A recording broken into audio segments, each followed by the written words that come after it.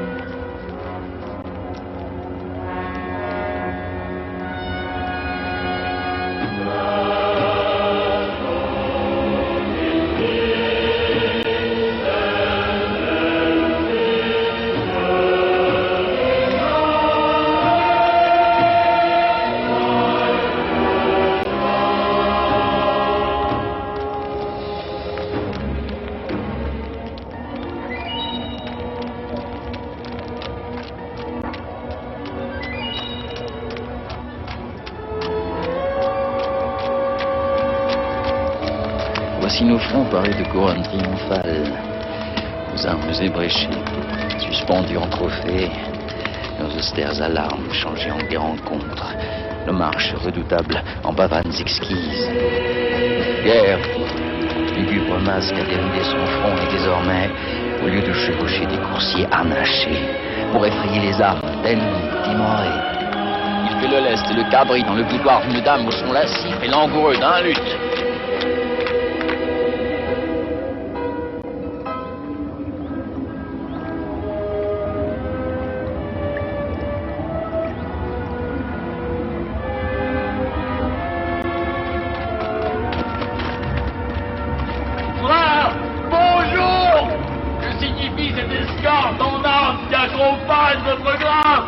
Sa Majesté a désigné ce cortège pour vous conduire à la tour. Pour quelle raison? Parce que mon nom est Georges. Hélas, monseigneur, la faute n'est pas vôtre. Il devrait pour cela écrouer vos parents. Mais que se passe-t-il, Clarence? Puis-je savoir? Oui, Richard, quand je saurai, et à ce que j'apprends, le roi interroge les prophéties et les rêves. Il prétend qu'un sorcier lui a dit que sa lignée serait déshéritée. Et parce que mon prénom Georges commence par un G, il s'ensuit dans sa pensée que je suis celui-là. Voilà le genre de fantaisie qui ont poussé son Altesse à m'écrouer aujourd'hui. Oui, voilà ce qui arrive quand les hommes sont gouvernés par les femmes. Ce n'est pas le roi qui vous envoie la tour. C'est Elisabeth, sa femme. C'est elle qui le façonne et l'entraîne à cette extrémité, n'est-ce pas? Elle et son frère Rivers qui l'ont fait envoyer Lord Hastings à la tour d'où il est aujourd'hui même délivré. Ils ne sont pas en sûreté, Clarence. Ils ne sont pas en sûreté. Dans le ciel, je crois que personne n'est en sécurité, hormis la parenté de la reine et les messagers nocturnes qui font la navette entre le roi et Istreschor. Je supplie vos grâces de me pardonner tous deux. Sa Majesté a donné de strictes instructions pour que personne, quel que soit son rang, n'ait d'entretien particulier avec son frère. Nous ne parlons pas trahison, l'ami. Nous disons que le roi est sage et vertueux et sa noble reine n'en dit d'un bon âge belle et pas jalouse. Nous disons que la femme de Shore a le pied joli, la lèvre cerise, l'œil vif, la langue très charmeuse. Et que les parents de la reine ont été faits gentilshommes. Qu'en dites-vous, messieurs? Pouvez-vous nier tout cela? Avec tout cela, monseigneur, je n'ai pas de rapport. Pas de rapport avec Mistress Shore? Je te le dis, camarade.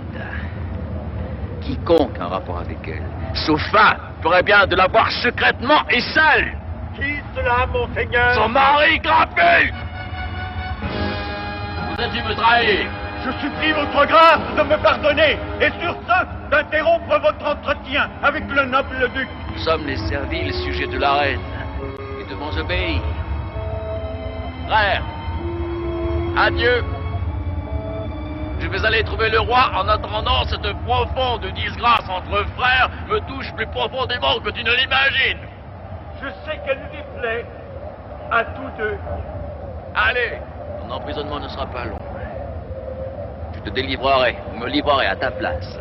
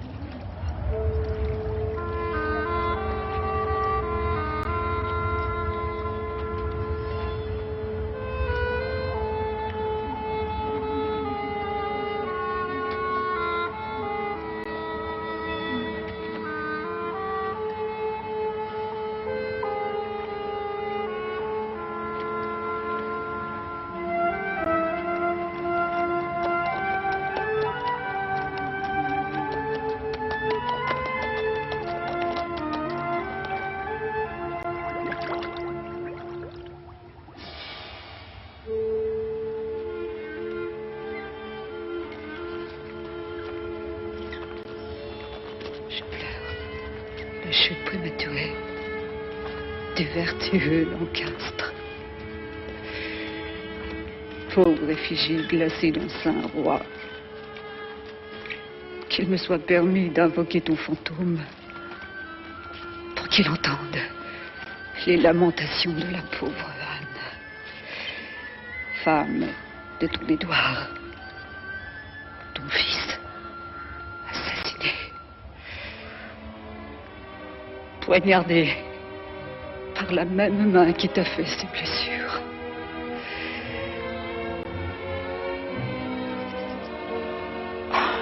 Voici que sur ces plaies ouvertes qui laissèrent échapper ta vie, je verse le baume puissant de mes pauvres yeux.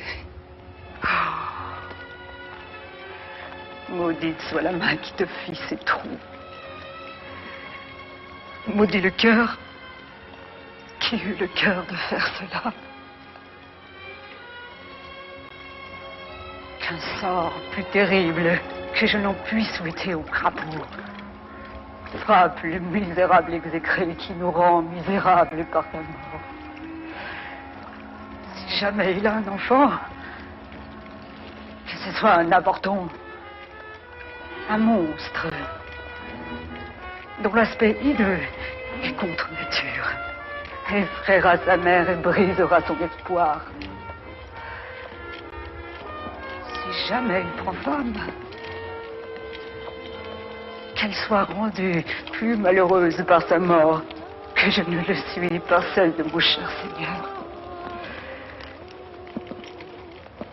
Et par la tienne.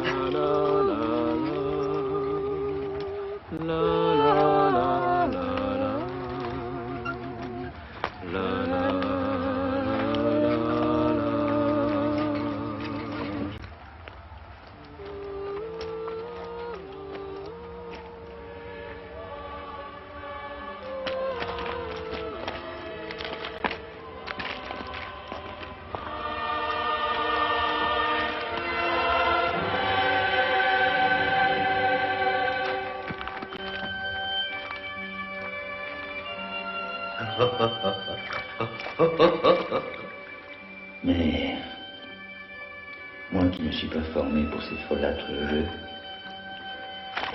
ni fait pour courtiser un amour miroir, moi qui suis marqué au sceau de la rudesse, je n'ai pas la majesté de l'amour pour m'aller pavaner devant une impudique nymphe minaudière. Moi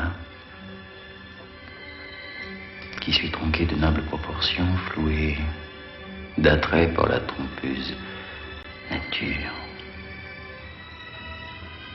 Difforme, inachevé, des péchés en terme dans ce monde, le temps, à peine à moitié fait. Si boiteux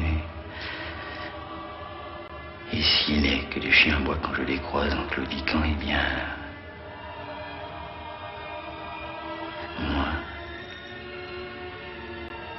En ce temps de paix, allons Guy, je n'ai d'autre plaisir pour passer le temps que d'épier mon ombre au soleil et de fredonner des variations sur ma propre difformité. Donc, si je ne puis être l'amant qui charmera ces jours si beaux parleurs, je suis déterminé à être un scélérat et à haïr les frivoles plaisirs de ces jours.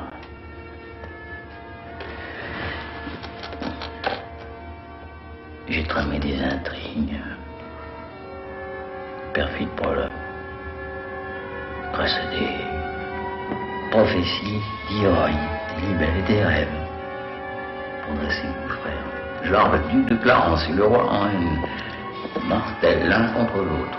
Et si le roi Édouard est aussi franc et droit que je suis, rusé et fourbe, et traître.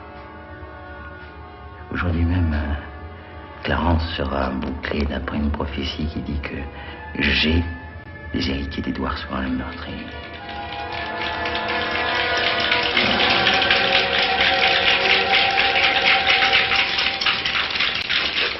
Mais qui vient là? Lord Hastings, nouvellement libéré. Bonjour. Mon gracieux seigneur. Bonjour de même à mon bon seigneur chambellan. Comment votre grâce a-t-elle supporté l'emprisonnement? Avec patience, noble seigneur, comme il sied aux prisonniers. Mais je vivrai assez pour payer de merci ceux qui furent la cause de mon emprisonnement.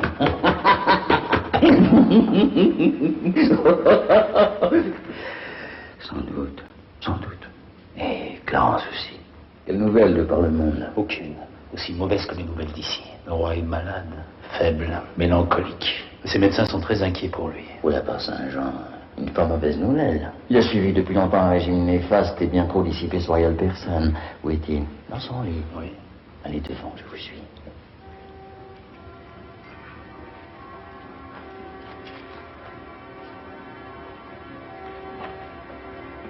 Il ne peut pas vivre. J'espère. Mais il ne veut pas mourir avant que Georges ne soit expédié au ciel en train de poste. Comprends exciter davantage sa haine contre Clarence. Et si je n'échoue pas dans mon profond dessein, Clarence n'a pas un jour de plus à vivre. Cela fait que Dieu prenne le roi dans ses miséricordes et me laisse le monde pour m'y acquitter.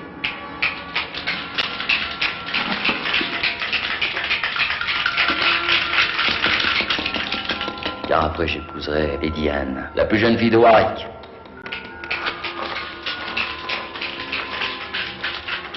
Qu'importe que j'ai tué son mari et son père. La façon la plus prompte de réparer mes torts est de devenir son mari et son père.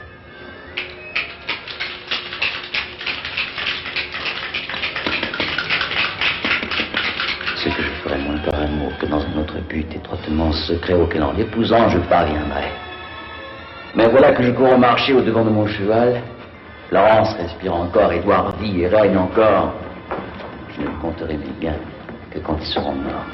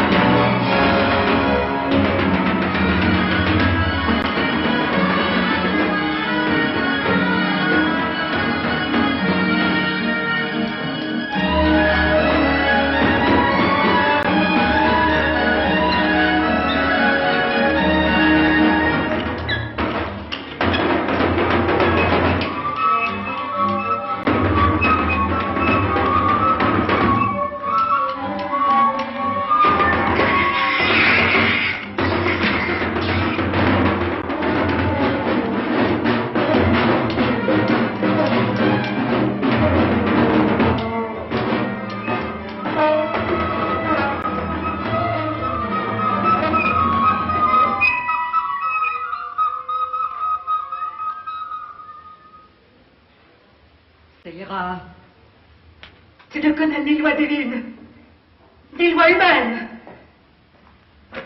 Il n'est pas de bête si féroce qu'elle ne connaisse quelque pitié. Je n'en connais pas, et donc ne suis pas une bête. Oh, prodige!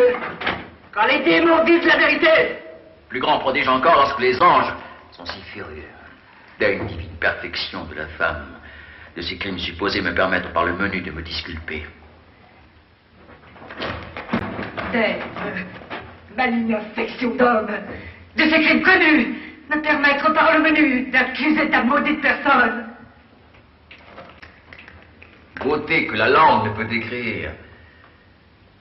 Laisse-moi le patient loisir de m'excuser. Pudeur que le cœur ne peut concevoir. Tu ne peux trouver d'autre excuse véritable que de te pendre. Par ce désespoir, je m'accuserai. Par ce désespoir, tu t'excuseras. En revanche, indigne-moi sur toi-même les indignes meurtres commis sur d'autres. Supposons que je ne les ai pas tués. Autant dire qu'ils n'ont pas succombé. Mais morts, ils sont esclaves diaboliques par toi. Je n'ai pas tué votre mari. Alors, il est encore en vie? Non, il est mort. Assassiné par la main d'Édouard. Par son infecte gorge, tu mort. La reine Margaret a vu ton glaive meurtrier tout fumant de son sang.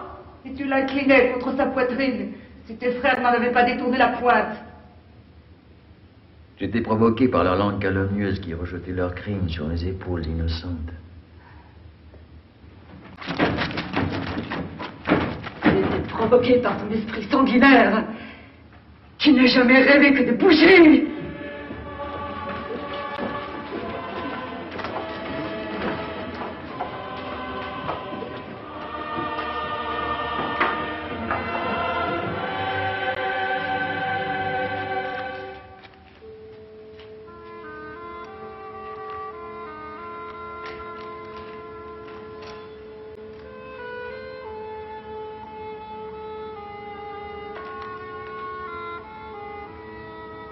N'as-tu pas tué ce roi?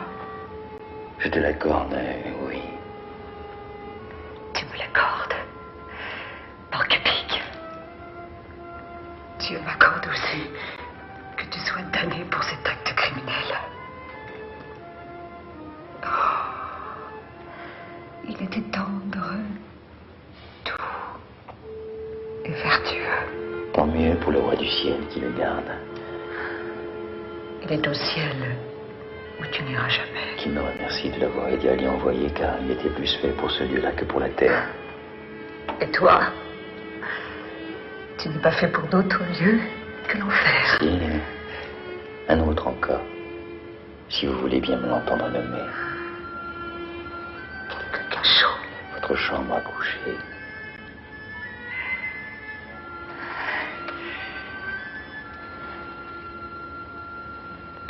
L'insomnie s'abatte sur la chambre où tu couches. Elle le fera, madame, jusqu'à ce que je couche avec vous. Je l'espère. Je sais. Mais tous les Diane. Laissons cet apogée de nos esprits et suivons une méthode un peu plus calme. La cause de la mort prématurée d'Henri et Édouard Plantagenet n'était pas aussi blâmable que le meurtrier.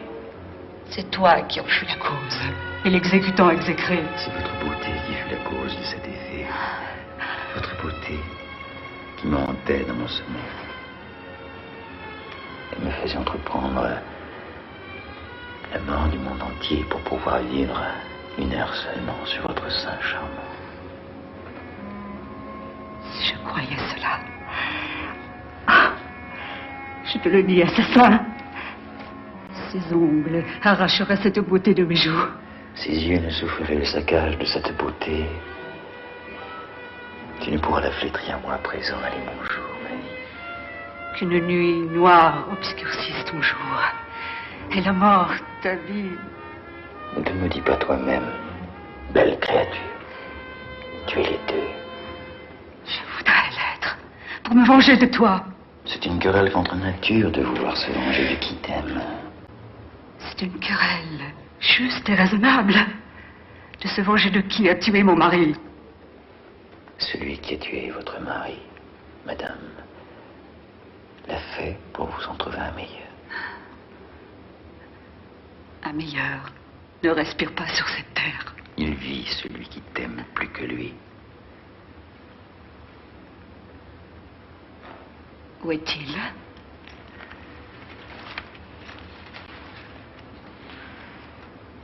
Ici. Pourquoi craches-tu sur moi? Je voudrais que ce fût pour toi poison mortel. Jamais poison ne vint d'un lieu si doux.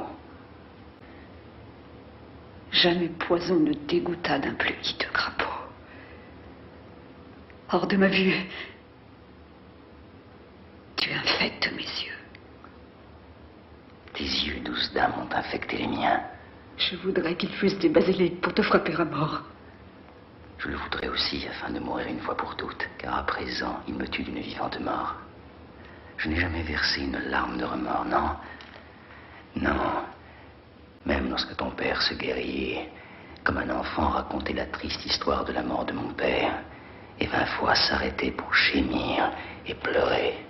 Ce que de telles souffrances n'ont pu leur arracher. Ta beauté l'a fait et les a aveuglés de pleurs. Ma langue n'a jamais su prononcer un doux mot caressant. Mais à présent que ta beauté s'offre en honoraire, mon cœur fier sollicite et presse ma langue de parler. N'enseigne pas à ta lèvre un tel dédain, car elle fut faite pour le baiser, madame, et non pour ce mépris. Si ton cœur plein de vindicte ne peut pardonner, vois. Vois, je te prête cette épée à la pointe acérée. Et s'il vous plaît de la dissimuler dans cette loyale poitrine, et d'en laisser s'échapper l'âme qui t'adore, je l'offre nue à ton cou mortel, et implore humblement la mort à genoux.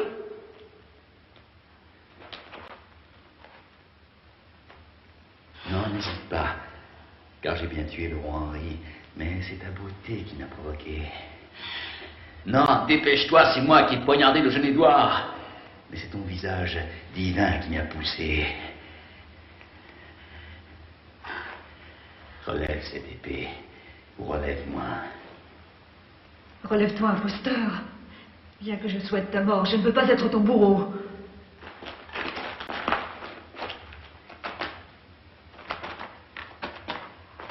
Alors, dis-moi de me tuer, et je le ferai. Je te l'ai déjà dit. C'était dans ta fureur. Redis-le-moi.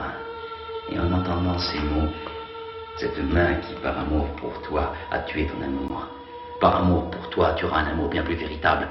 De ces deux morts, tu seras la complice.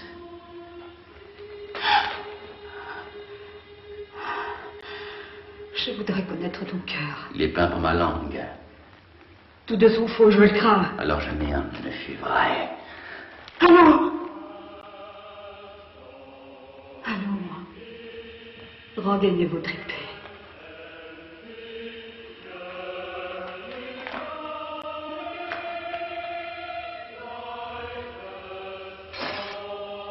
Dites-moi alors que la paix est faite. Cela te le sera plus tard. Et puis-je vivre dans l'espérance? Tous les hommes y vivent, j'espère. Daigner porter cet anneau.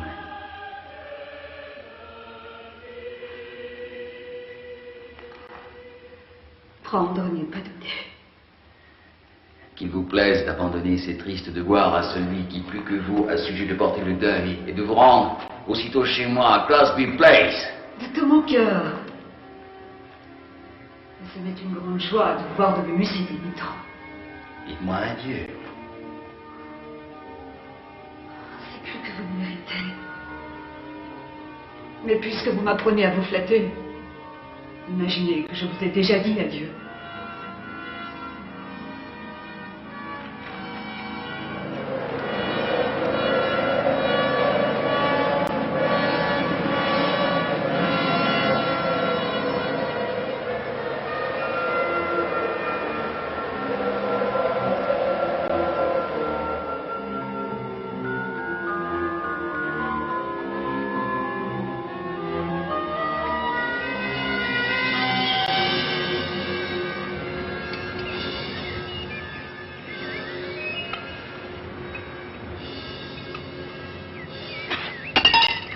Prenez patience, madame.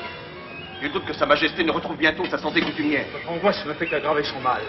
Pour l'amour de Dieu, gardez bon espoir. Il mourrait, que m'arriverait-il? Nul autre malheur que la perte d'un tel seigneur. La perte d'un tel seigneur contient tous les malheurs. Le ciel vous a béni d'un excellent fils.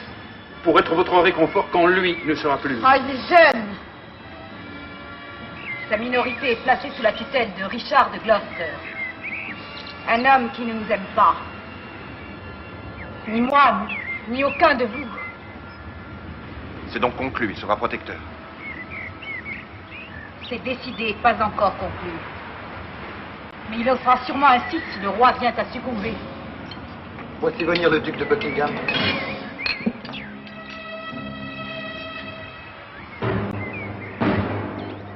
Bonjour à votre grâce royale.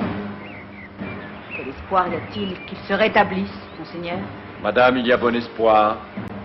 Dieu lui accorde la santé.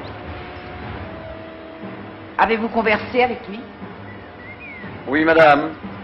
Il désire réconcilier le duc de Gloucester avec votre frère, et celui-ci avec monseigneur Chambellan. Je voudrais que tout aille bien. Et cela ne se fera jamais. Je crains que notre bonheur ne soit à son apogée. Ils me font du tort, et je ne le souffrirai pas. Quels sont ceux qui se plaignent de roi que je leur fais grise mine? Je ne les aime pas. Parce que je ne sais pas flatter, avoir l'œil avenant, Sourire à la face des gens, caresser, enjôler, ramper. pratiquer les courbettes à la française, et singer la courtoisie en me tient pour un ennemi fielleux. Un homme sincère qui ne pense pas à mal. Et peut-il vivre sans que sa franche loyauté ne soit bafouée par de mielleux sournois, insinuant j'en foutre, hein? À qui dans cette assemblée s'adresse votre grâce? À toi qui n'as ni honnêteté ni grâce quand et je fais du tort, ou toi, la place du printemps.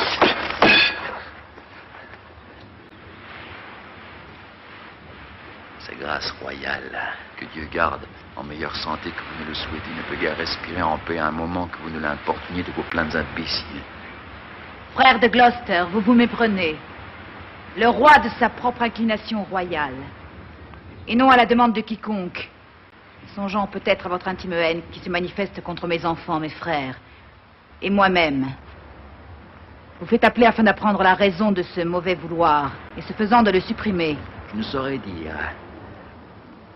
Le monde est devenu si corrompu que les rois telés traquent leur proie comme les aigles n'osent pas percher.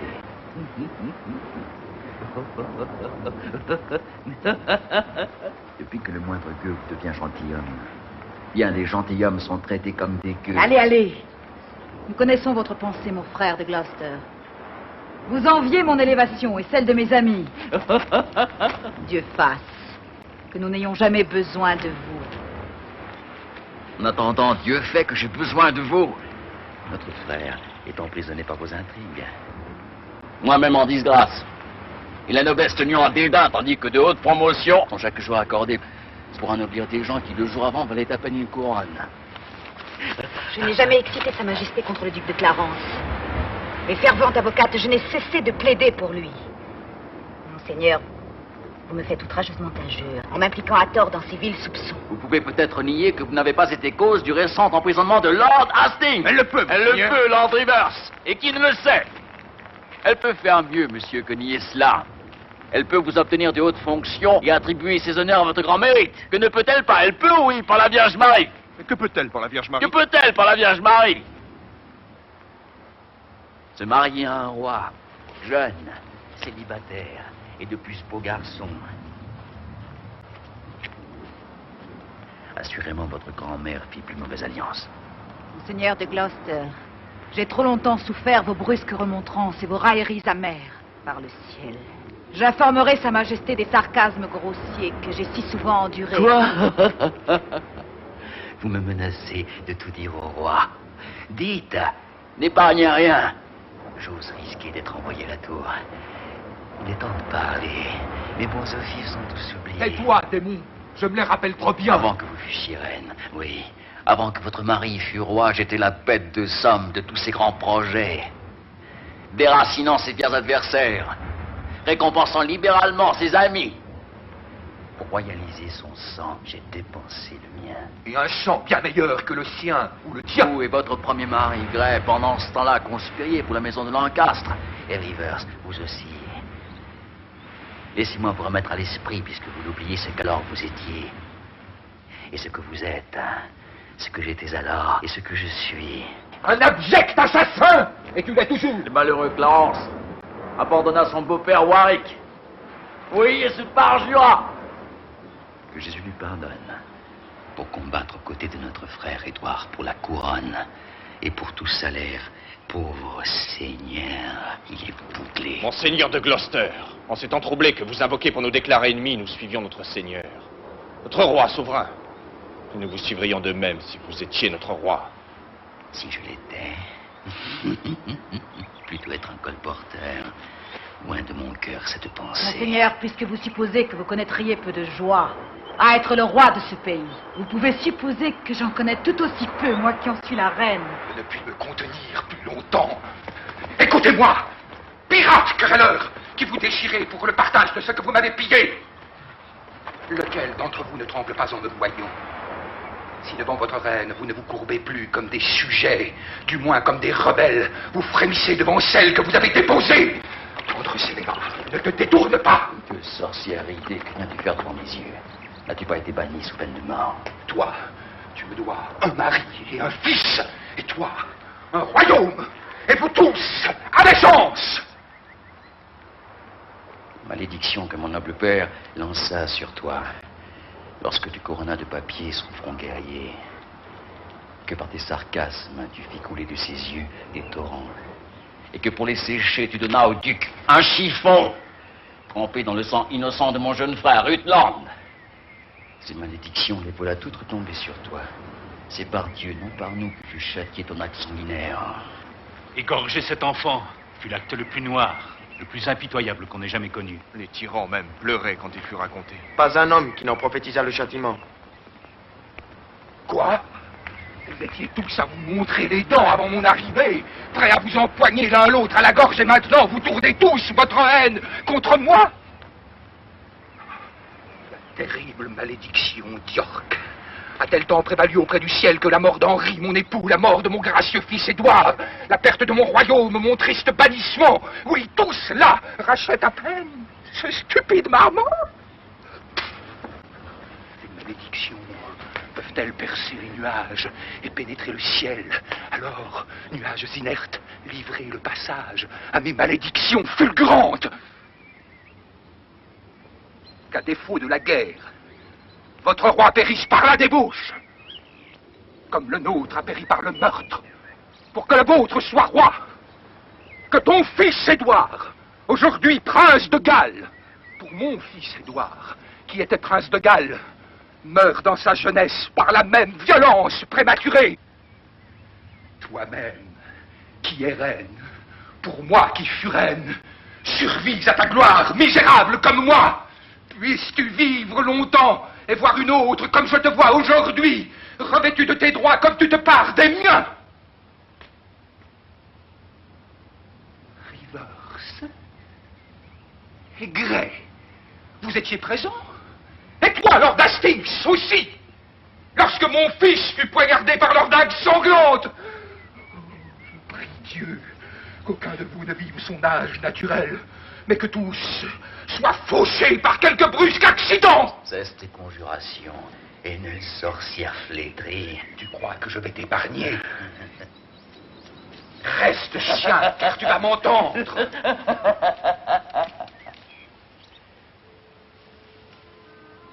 Si le ciel tient en réserve un fléau terrible, oh, qu'il le garde jusqu'à ce que tes péchés soient mûrs, et qu'alors il précipite son indignation sur toi, qui trouble la paix de ce pauvre monde.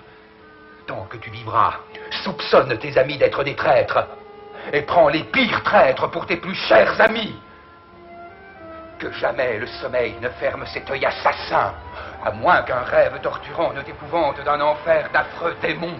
Toi, créature des goules, avorton, porc-fouisseur, toi qui fus marqué à ta naissance comme esclave de la nature et fils de l'enfer, Toi, flétrissure des entrailles de ta mère affligée. Toi, progéniture exécrée des reins de ton père. Toi, guenille de l'honneur. Toi, détesté. Margaret. Richard.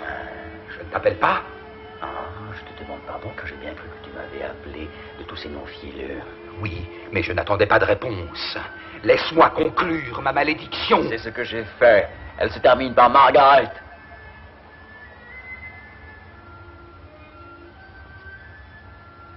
Ainsi vous avez exhalé votre malédiction contre vous-même. Pauvre reine peinte, vaine effigie de ma fortune, pourquoi jeter des mots sucrés sur cette araignée boursouflée dont la toile mortelle t'empiège de toutes parts? Folle. Folle. Tu aiguises le couteau qui te tuera. Un jour, tu souhaiteras que je sois là pour t'aider à maudire ce venimeux crapaud bossu. Fausse prophétesse. Achève tes malédictions frénétiques. J'ai peur que pour ton malheur, tu m'excites notre patience contre toi. Honte infâme sur vous tous! Vous avez bien excité la mienne! Vous auriez ce que vous méritez si l'on vous apprenait vos devoirs. J'aurais ce que je mérite si tous vous rendiez vos devoirs. Apprenez-moi à être votre reine. Et vous, apprenez à être mes sujets. Ne disputez pas avec elle, elle est folle. Paix, maître marquis, vous êtes insolent. Votre titre d'honneur sort de la frappe. Il a à peine cours. Ceux qui sont haut placés, plus d'une bourrasque les ébranle. Et quand ils tombent, ils se brisent en morceaux. Bon conseil, parbleu. Apprenez-le. Apprenez-le, marquis. Il vous touche, monseigneur, autant que moi. Certes, et bien plus. Mais je suis né si haut.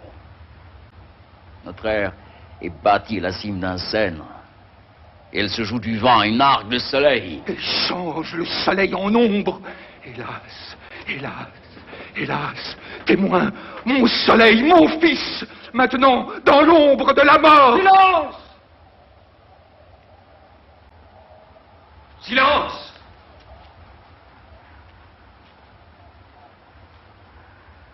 Silence. Par pudeur, sinon par charité.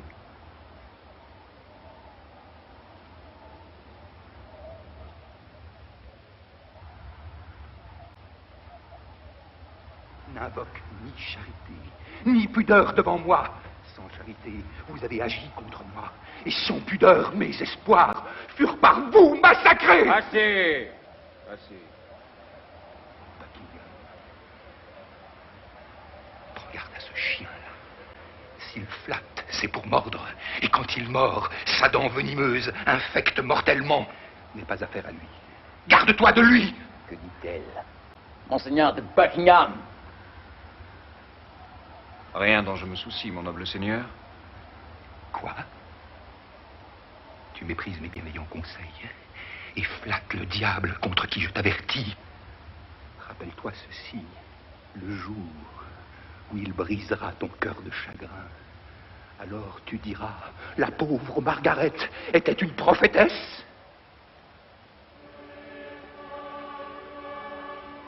Vivez, chacun de vous, pour être les sujets de sa haine, lui de la vôtre, et tous de celle de Dieu.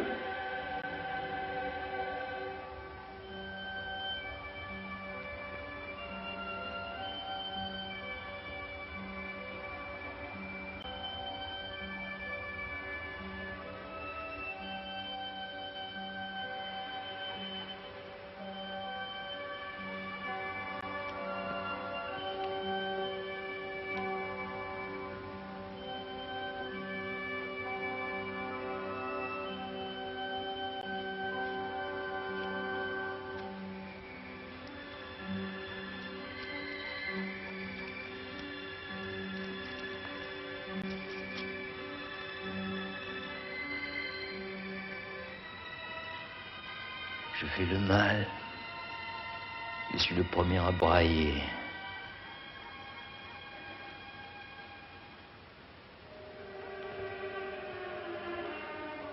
Les secrets méfaits que je mets en œuvre, j'en rejette la lourde charge sur d'autres. Clarence que j'ai moi-même mis à l'ombre. le pleure. Devant ces innocentes bécasses ayant Stanley, Hastings, Buckingham. Et je leur dis que c'est la reine et ses alliés qui excitent le roi contre le duc mon frère.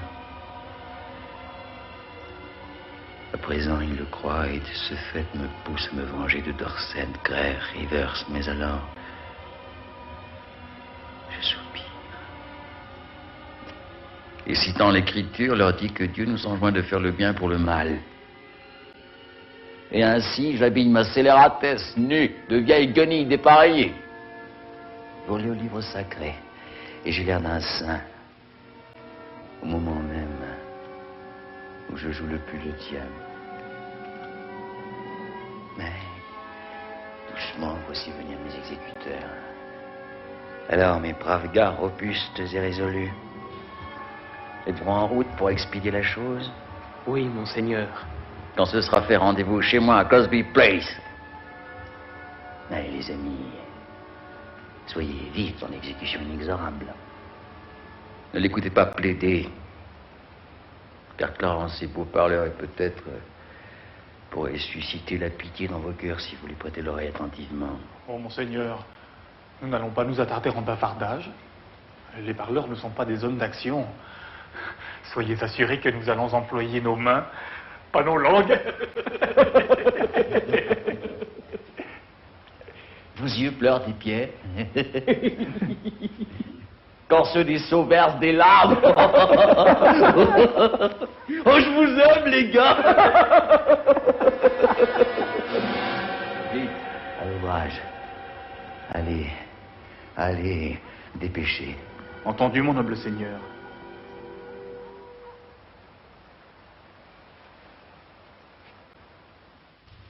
Pourquoi votre grâce a-t-elle l'air si accablée aujourd'hui? J'ai passé une nuit misérable, si pleine de rêves effroyables, d'hideuses visions, que je ne voudrais pas dépenser une autre nuit semblable, même pour acheter un monde d'heureux jours. Si pleine de lugubres terreurs furent ces heures. Quel était votre rêve, monseigneur? Je vous en prie, dites-le-moi. Il me semblait que je m'étais échappé de la tour et m'étais embarqué pour passer en Bourgogne, et ce, en compagnie de mon frère, Gloucester, qui m'invitait à quitter ma cabine pour arpenter le pont. De là, nous regardions vers l'Angleterre et évoquions 1000 douloureux moments que nous avions vécus pendant les guerres d'York et de Lancastre. Et comme nous marchions de long en large sur le plancher vertigineux du pont, il me sembla que Gloucester trébuchait et dans sa chute me poussait par-dessus bord, moi qui voulais le retenir dans les vagues tumultueuses de l'océan.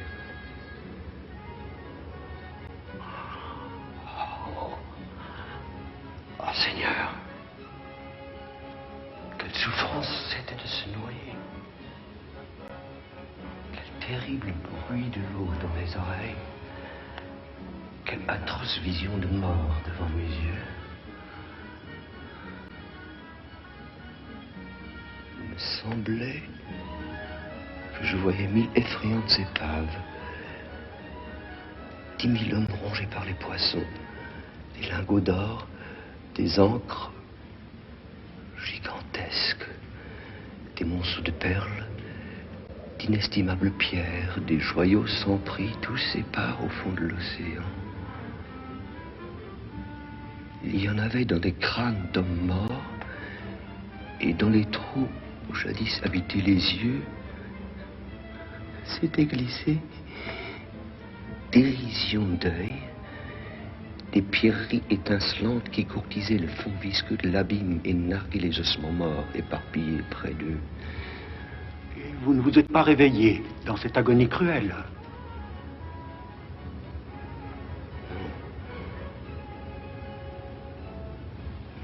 Mon rêve s'est poursuivi au-delà de la vie.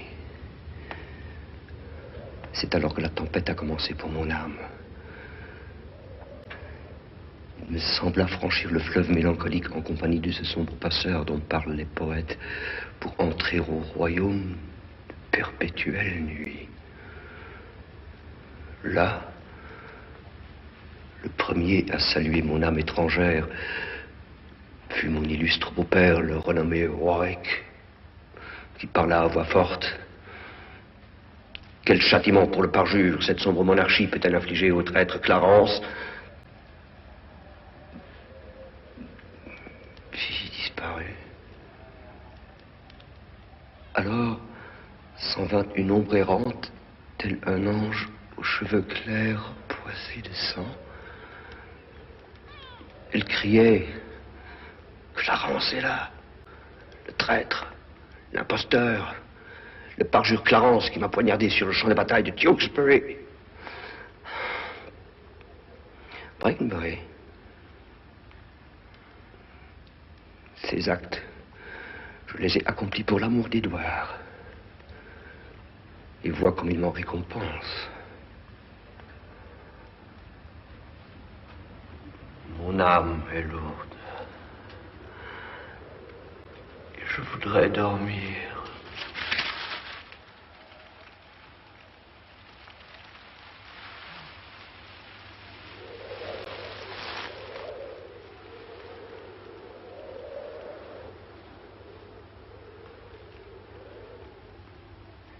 Dieu accorde à votre grâce un bon repos.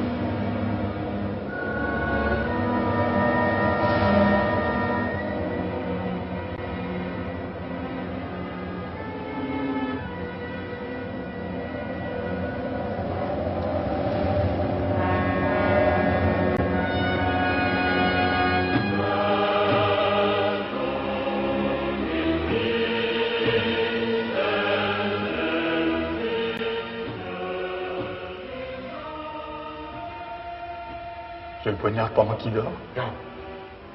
Il dira que ça a été fait lâchement quand il se réveillera.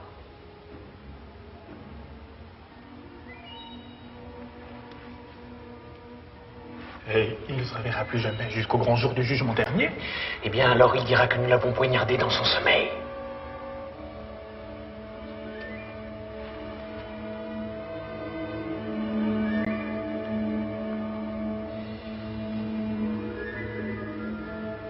La simple mention de ce mot de jugement a engendré chez moi une sorte de remords. Quoi? Tu as peur? Oh, pas de le tuer, puisque j'ai un ordre. Mais d'être damné pour l'avoir tué, selon aucun ordre ne peut me préserver. Je croyais que tu étais résolu. Je le suis. À le laisser vivre. Eh bien, je vais aller retrouver le duc de Gloucester et lui dire ça. Je t'en prie, arrête un peu. J'espère que cet accès de pitié va me passer. D'ordinaire, ça me tient que le temps de compter jusqu'à 20.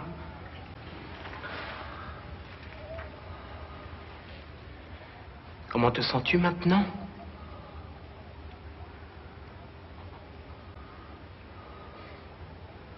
Il reste encore en moi un petit fond de conscience. Rappelle-toi notre récompense quand ce sera fait. Oh, sans Dieu, il meurt. J'avais oublié la récompense. Et où est ta conscience maintenant? Dans la bourse du duc de Gloucester. Et quand il ouvrira sa bourse pour nous donner notre récompense, ta conscience s'envolera. Oh, peu importe qu'elle s'en aille, il y aura peu de gens ou personne pour la recevoir. Et si elle te revient? Je ne veux pas avoir affaire à elle. Elle fait d'un homme un couard. Un homme ne peut voler qu'elle ne l'arrête. Un homme ne peut jurer qu'elle ne l'accuse. Un homme ne peut coucher avec la femme de son voisin qu'elle ne le dénonce. Elle m'a fait une fois rendre une bourse d'or que j'avais trouvée, par hasard. Oh. Elle engueuse tout homme qui la garde. Elle est chassée des villes et des cités comme une chose dangereuse. Aussi celui qui veut vivre bien tâche de ne se fier qu'à lui-même et de vivre sans elle. Oh, la voilà justement dans mon coude qui me persuade de ne pas tuer le duc. Oh. Remets la diablesse dans ta tête. Ne l'écoute pas. J'ai la charpente solide, elle ne m'aura pas.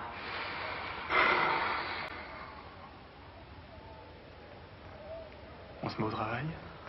Donne-lui un coup sur la citrouille avec le pommeau de ton poignard et puis jette-le dans un tonneau de Malvoisie. Oh, excellente idée. Faisons de lui une mouillette.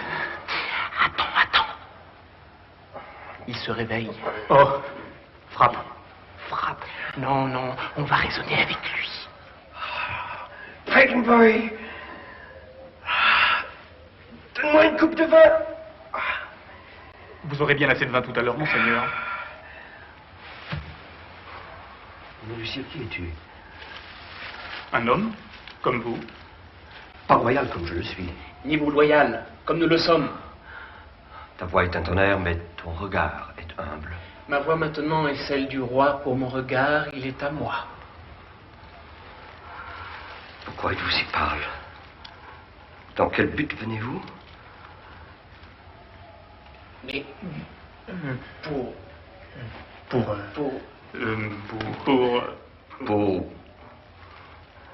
m'assassiner.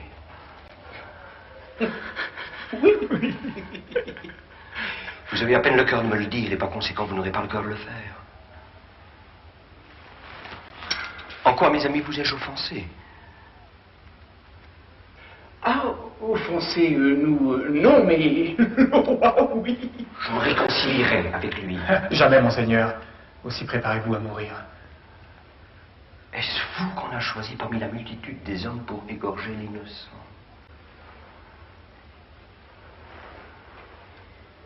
Quel est mon crime? Quel est l'acte qui m'accuse?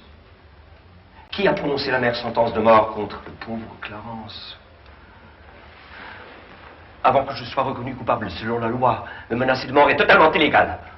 Ce que nous voulons faire, nous le faisons sur ordre. Et celui qui l'a ordonné est notre roi.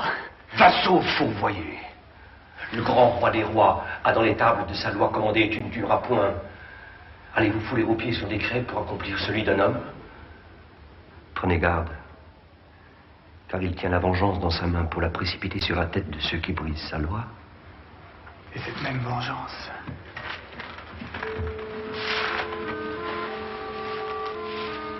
il la précipite sur toi, pour parjure perfide et pour meurtre aussi. Tu avais fait le serment solennel de te battre pour la maison de Lancastre. Et comme un traître envers le nom de Dieu, tu as brisé ce vœu. Comment peux-tu invoquer contre nous la terrible loi de Dieu, quand tu l'as toi-même enfreinte à un tel degré? Hélas, pour qui ai-je fait cet acte criminel? Pour Édouard, pour mon frère, pour son bien. Il ne vous envoie pas m'assassiner pour cela, car dans ce péché, il a trempé aussi profond que moi. Si Dieu veut se venger de cet acte, n'enlevez pas ce litige à son bras puissant. Qui donc a fait de toi son sanglant ministre, quand ce jeune prince fut par toi frappé à mort? L'amour de mon frère, le diable et ma fureur. L'amour de ton frère, notre devoir et tes fautes nous incitent maintenant à t'assassiner.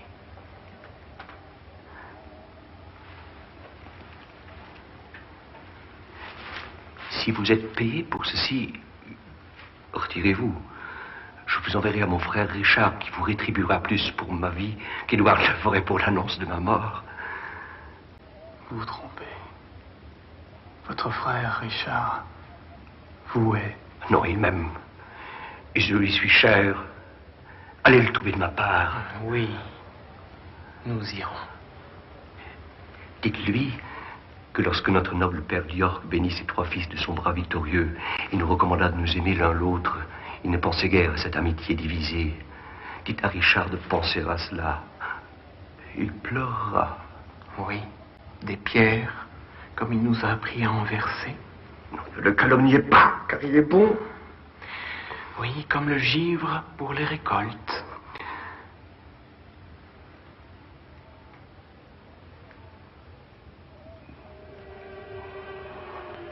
Allez, vous vous trompez. C'est lui qui nous envoie pour vous supprimer. Ça ne se peut pas. Il a juré avec des sanglots qu'il travaillait à ma délivrance. Eh bien, c'est ce qu'il fait quand il vous délivre des chaînes de cette terre pour vous conduire aux joies du ciel. Faites la paix avec Dieu, monseigneur, car vous allez mourir. Non, mes amis, réfléchissez. Ceux qui vous incitent à exécuter cet acte vous haïront de l'avoir exécuté. Que devons-nous faire? Vous laissez attendrir et sauver vos âmes. Mon ami, je vois quelque pitié dans ton regard. Si tes yeux ne trompent pas, range-toi de mon côté. Un prince mendiant, quel mendiant n'en aurait pitié? Regardez derrière vous, monseigneur.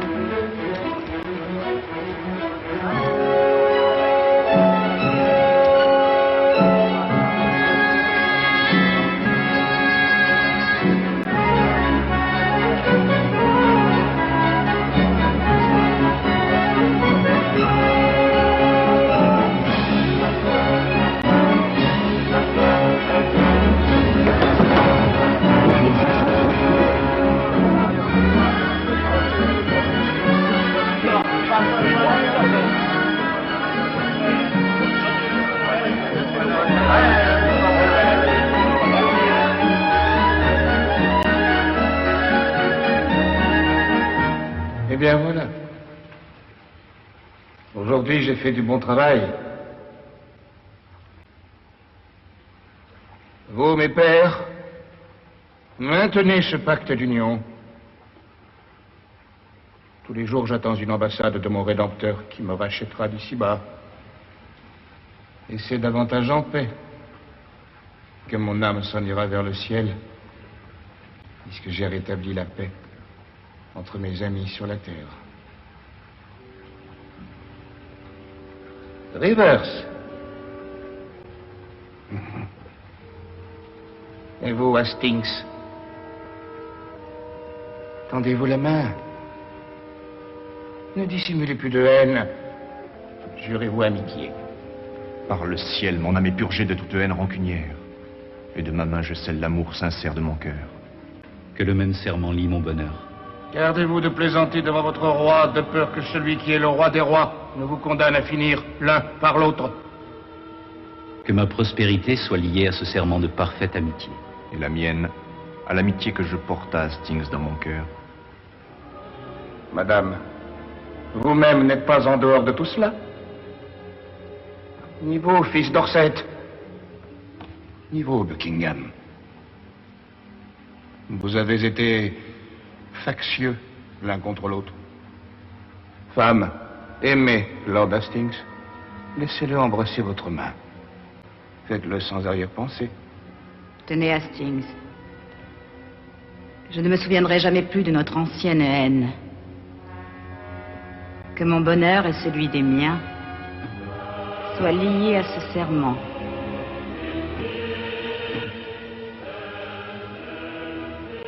Dorset, embrassez-le. Stings, aimez le Lord Marquis. Cet échange d'amour, j'en fais ici le vœu, de ma part restant inviolable. Je le jure également. Maintenant, Princier Buckingham, scelle ce pacte en embrassant les parents de ma femme. Et rendez-moi heureux par votre union. Si jamais Buckingham tourne sa haine contre votre grâce, que Dieu me punisse par la haine de ceux dont j'attends le plus d'amour. Que le jour où j'aurai le plus grand besoin d'employer un ami, et où je serai le plus sûr de son amitié, qu'il se montre envers moi fourbe, traître, trompeur et plein d'artifice. Voilà ce que je demande à Dieu.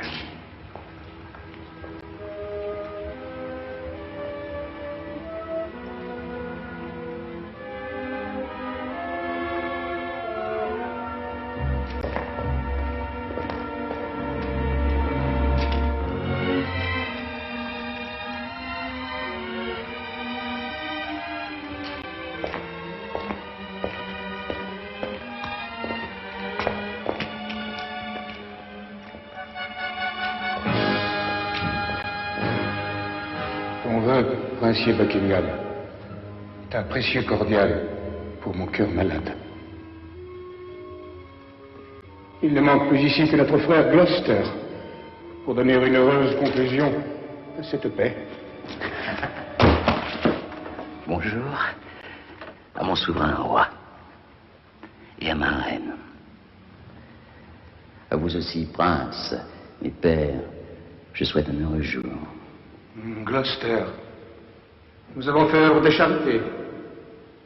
Changer la guerre en paix et la haine en loyal amour entre ces nobles arrogants et courroucés. Œuvre bénie, votre souverain seigneur. Si dans cette foule princière, sur de fourbes rapports ou d'injustes soupçons, quelqu'un ici me tient pour ennemi, je désire me réconcilier avec lui et retrouver son amitié. En premier lieu, madame, j'implore de vous une paix sincère que j'achèterai par mes loyaux services. De vous aussi, cousin de Buckingham, si jamais quelque grief s'était logé entre nous, de vous, Lord Rivers et Lord Grey, de vous qui, tout le sang que je l'ai mérité, m'avez fait sans mire. Je ne connais aucun Anglais vivant à qui mon âme en veuille plus qu'à l'enfant né cette nuit. Dieu fasse que toutes nos querelles soient vraiment réglées.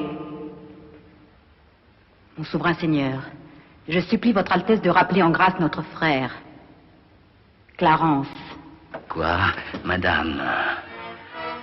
Ai-je offert mon amitié pour être ainsi bafoué en présence du roi?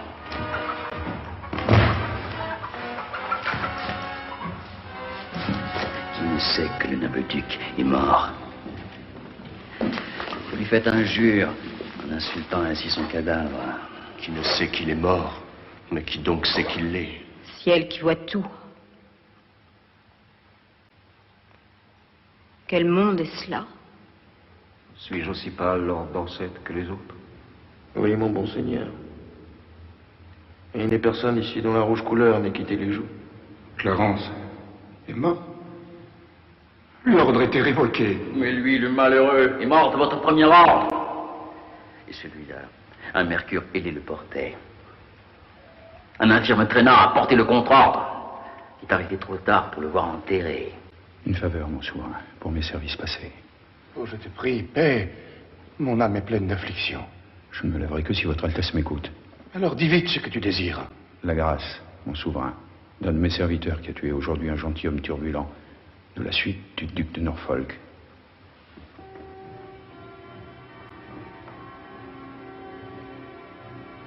Ai-je une langue pour condamner mon frère à mort? Cette même langue pardonnerait à un esclave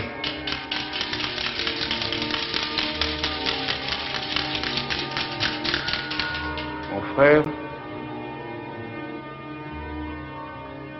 Mon frère n'a tué personne. Sa faute n'était qu'en pensée. Et pourtant, son châtiment fut une mort amère.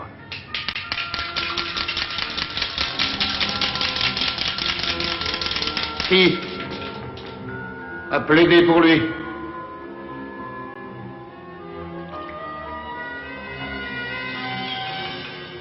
Qui, dans mon courroux, s'est agenouillé à mes pieds, m'a prié de réfléchir?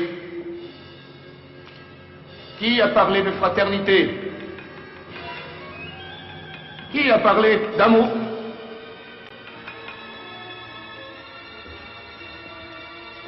Qui m'a rappelé comment, pauvre âme, il a abandonné le puissant Warwick? Il s'est battu pour moi. Qui m'a rappelé comment, sur le champ de Tewkesbury, lorsque Oxford m'avait terrassé, il m'a sauvé. Il m'a dit, cher frère, vis et sois roi. Qui m'a rappelé, quand nous gisions tous les deux sur le champ de bataille, presque glacés à mort, comment il m'a enveloppé dans ses propres vêtements et s'est offert, nu, dépouillé, à la nuit, transi de froid.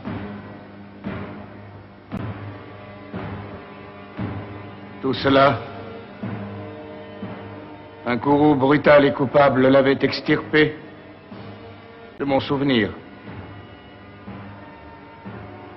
Et pas un d'entre vous n'a eu la charité de me le rappeler? Mais quand vos charretiers et les vassaux de votre suite ont commis un meurtre d'ivrogne, vous voilà aussitôt à genoux implorant grâce. Grâce. Et moi, coupable aussi, je dois vous l'accorder. Mais pour mon frère, pas un n'a osé parler.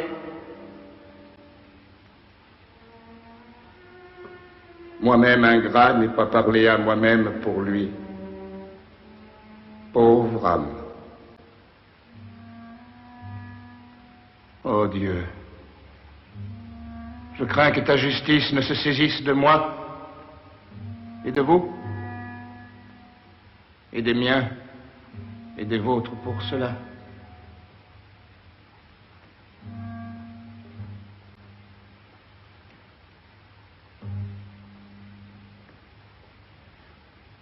Viens, Hastings, aide-moi à regagner ma chambre.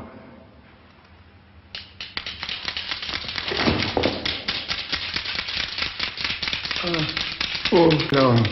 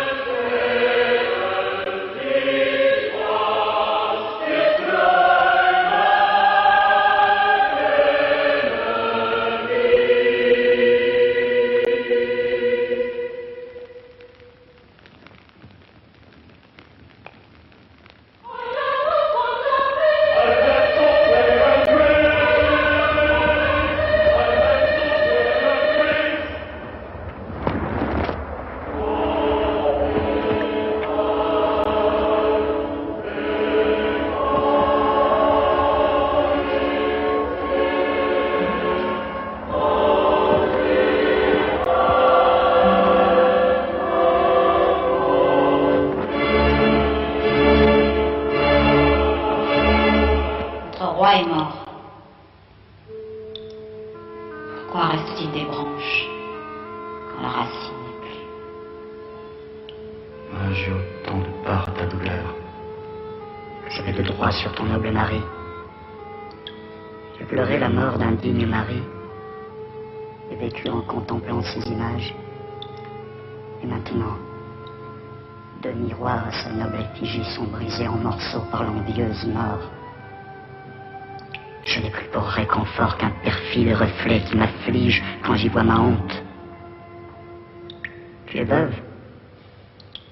Cependant tu es mère. Il te reste le réconfort de tes enfants. La mort a soustrait un mari à mes bras et arraché deux béquilles à mes faibles mains, Clarence. Et Édouard, mon mari. Mon cher Seigneur Édouard. Courage, chère mère. Dieu est fort hérité de vous voir si peu reconnaissant de son œuvre. Car c'est ingratitude d'être aussi rebelle envers le ciel, parce qu'il réclame la dette royale qu'il vous avait prêtée. Madame, pensez en mère vigilante au jeune prince, votre fils. Envoyez-le vite chercher et faites-le couronner. Votre réconfort vit en lui. Voyez un chagrin sans espoir dans la tombe d'Édouard mort. Et plantez vos choix sur les trônes d'Édouard vivant. Courage, ma sœur. Nous avons tous sujet de pleurer l'obscurcissement de notre brillante étoile, mais nul ne peut guérir ces maux par des larmes. Madame ma mère, je vous demande pardon, je n'avais pas vu votre grâce. Humblement, à genoux, j'implore votre bénédiction.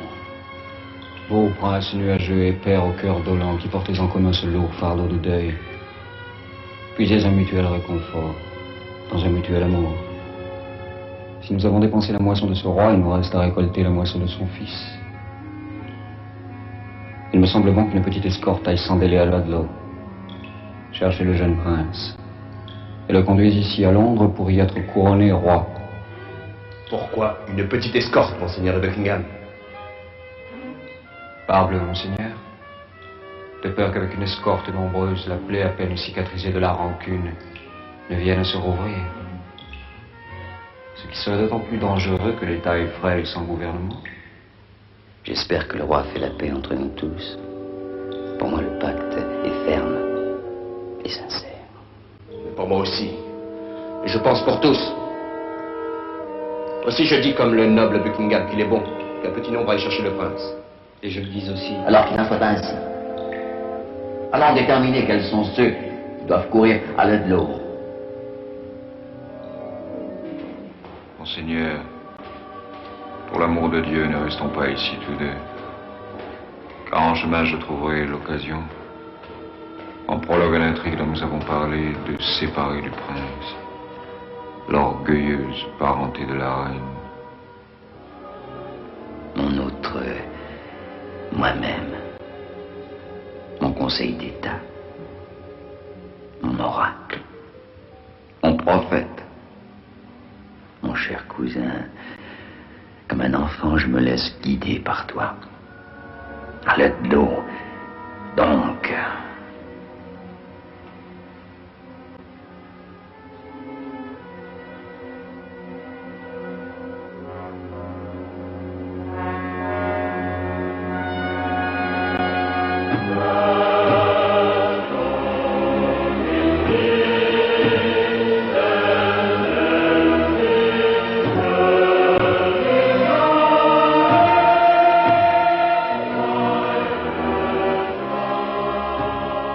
Grand-mère,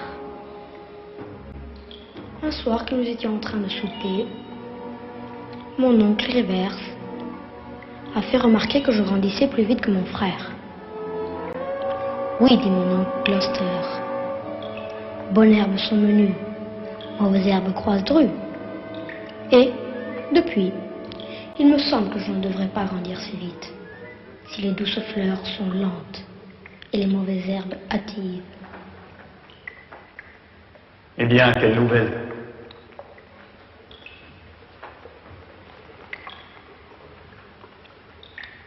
Comment va le prince? Bien, madame, il est en bonne santé. Bien, quelle est donc ta nouvelle? Lord Rivers et Lord Grey sont envoyés en prison à Pomfrey. ainsi que Sir Thomas Bourne. Tu les as écroués. Depuis son duc de Gloucester de Buckingham. Et pour quel crime? La somme de tout ce que je sais, je l'ai révélé. Alors à moi. Je vois comme sur une carte la fin de toute chose.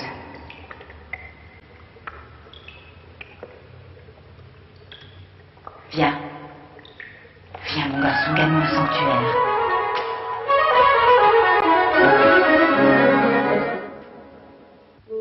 Bienvenue, tendre prince, à Londres, votre capitale. Bienvenue, cher cousin, souverain de mes pensées. Dieu bénisse votre grâce et nous l'accorde tranquille jours heureux. Je vous remercie, mon bon Seigneur, et vous remercie tous. Je pensais que ma mère et mon frère York seraient depuis longtemps venus à notre rencontre sur la route. Bienvenue, mon Seigneur. Eh bien, notre mère viendra-t-elle? Pour quelle raison Dieu seul le sait. La reine, votre mère, et votre frère York ont gagné le sanctuaire. Quelle conduite oblique et opiniâtre que la sienne! Lord cardinal, votre grâce veut-elle persuader la reine d'envoyer le duc d'York auprès de son frère princier, sans délai?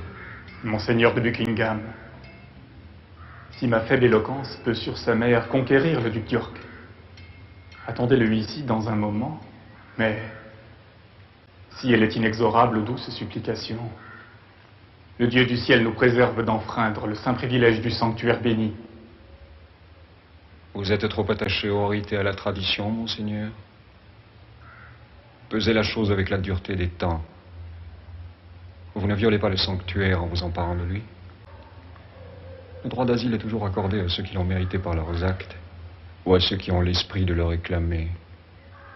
Le prince ne l'a ni réclamé ni mérité. Aussi, à mon avis, il ne peut en bénéficier. Mais, Monseigneur de Buckingham,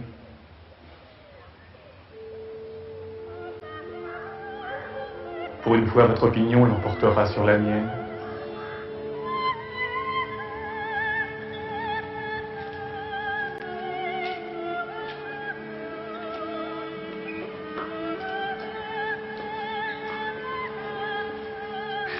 Richard York, comment se porte notre tendre frère? Bien, mon redouté seigneur, c'est ainsi que je t'ai appelé désormais. Oui, frère, pour notre peine comme pour la vôtre.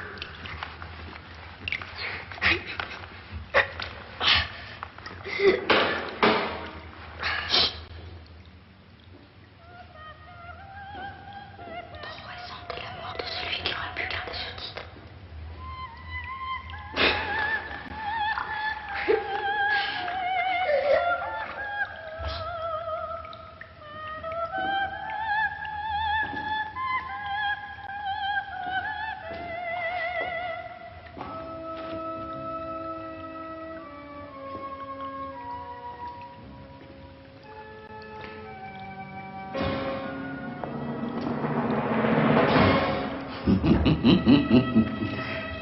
Comment se porte notre cousin, ce Noble seigneur York.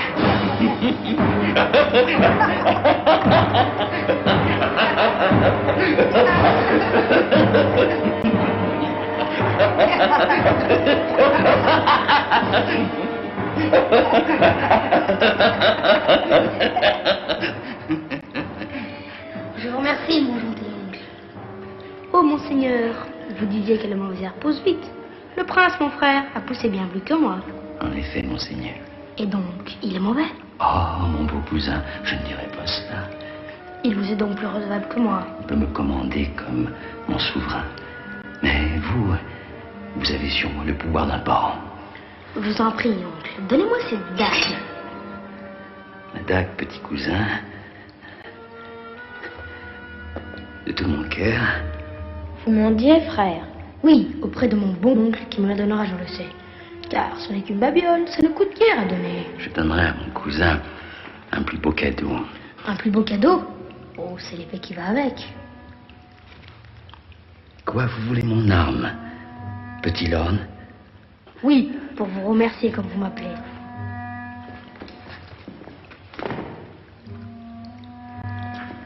Comment?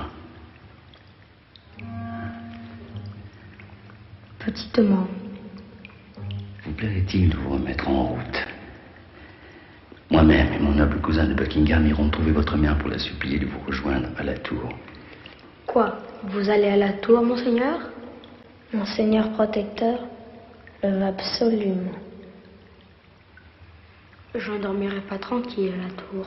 Pourquoi? Que pourriez-vous craindre? Parbleu, le fantôme irrité de mon oncle Clarence. Grand-mère m'a dit que c'est là qu'il a été assassiné. Je ne crains pas les oncles morts. Ni ceux qui vivent, j'espère. S'ils vivent, j'espère que je n'ai rien à craindre pour eux. Venez, monseigneur.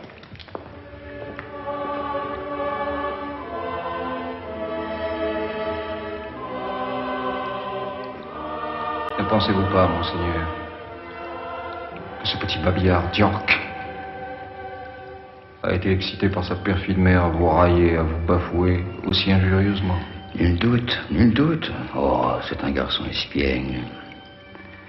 Hardi, vif, ingénieux, précoce, capable. Tout le portrait de sa mère de la tête aux pieds. Alors, laissons-les en paix. Gatsby, viens ici.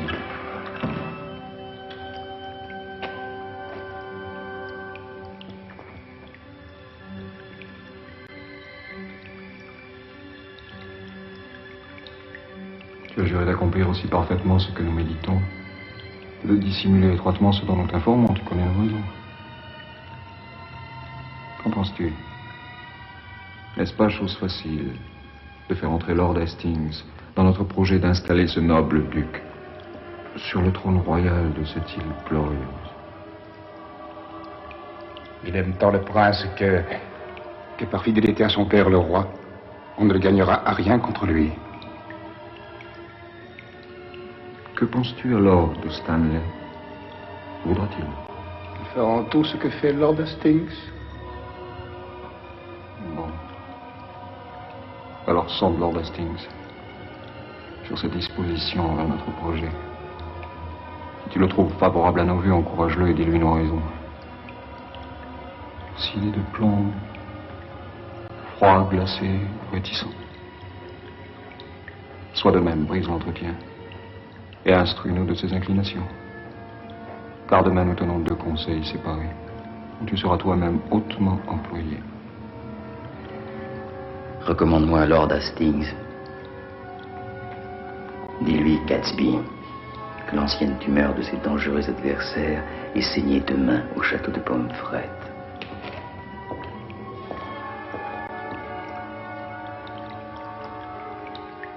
Dis-lui, pour célébrer la nouvelle, de donner à Mr. Shaw un doubécé de plus.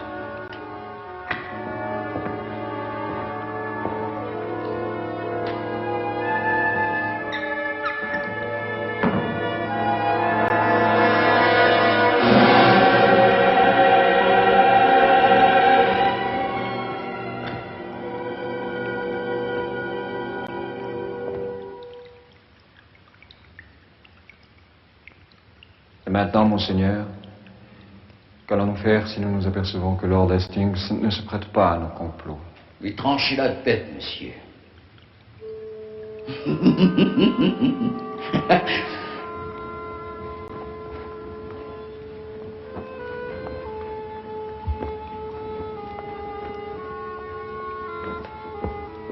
Monseigneur.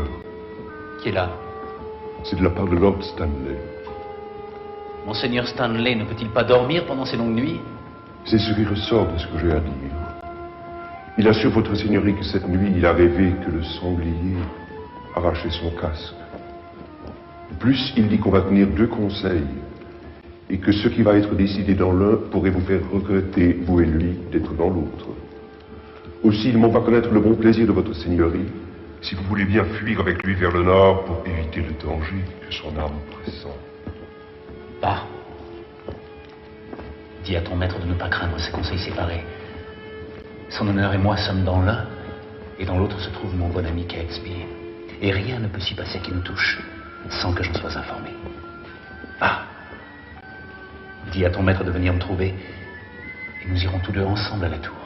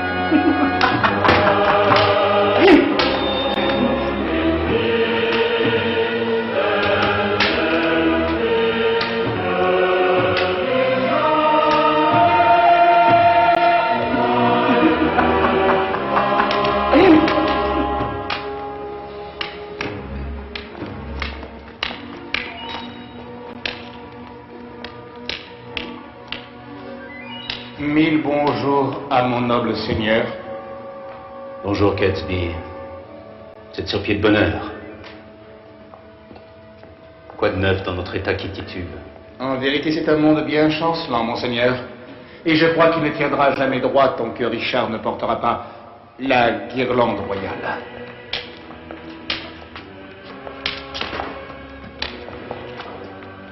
Comment ça, la guirlande? Tu veux dire la couronne? Oui, monseigneur.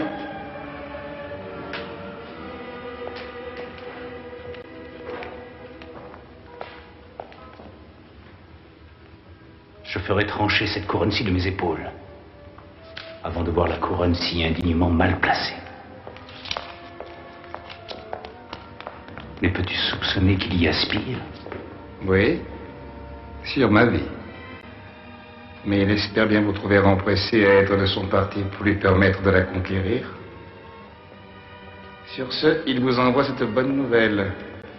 Aujourd'hui même, vos ennemis, les parents de la reine, doivent mourir à Pomfrey.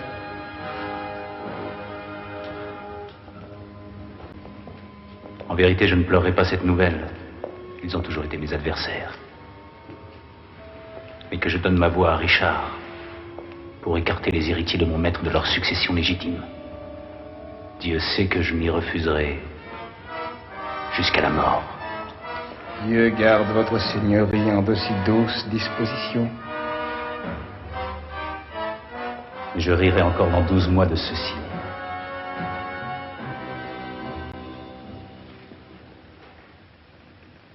Voilà que ceux qui m'ont attiré la haine de leur maître, je vis pour contempler leur tragédie. C'est une chose atroce de mourir, monseigneur, quand on ne s'y attend guère et qu'on n'y est pas préparé. Ou monstrueuse. C'est ce qui va arriver à certains qui se croient en sûreté. Autant que toi et moi, qui tu le sais, sommes chers à Richard et Buckingham. Ces princes vous placent très haut dans leur estime.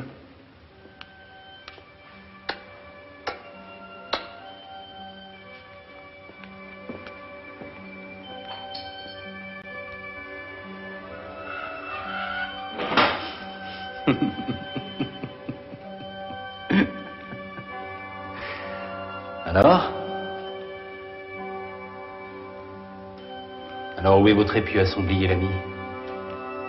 Vous avez peur du sanglier et vous allez ainsi, sans armes? Vous pouvez bien plaisanter, mais par la Sainte Croix, je n'aime pas ces conseils séparés, moi. Monseigneur, je tiens à ma vie aussi chèrement que vous, à la vôtre.